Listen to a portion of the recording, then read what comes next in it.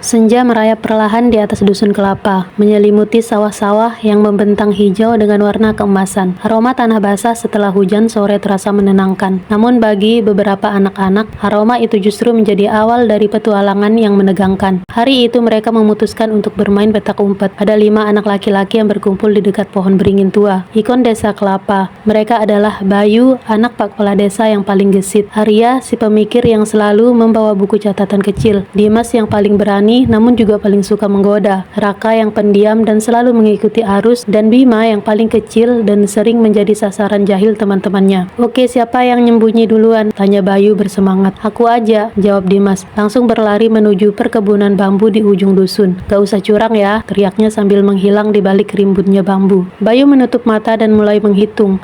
1, 2, 3. Suara jangkrik dan katak semakin nyaring menemaninya dalam hitungan panjang. Arya mencari tempat persembunyian di balik tumpukan kayu bakar di halaman rumah Pak Harto. Raka bersembunyi di dalam gerobak sapi yang sudah tidak terpakai. Sementara Bima dengan tubuh kecilnya memilih bersembunyi di balik semak mawar di depan rumah Bu Sarti. Setelah selesai menghitung, Bayu membuka mata. "Aku datang," serunya, mulai mencari teman-temannya. Ia menemukan Arya dengan mudah, hanya bersembunyi di belakang kayu bakar. Kemudian ia menemukan Raka yang tergeletak di dalam gerobak sapi. "Dimas mana ya?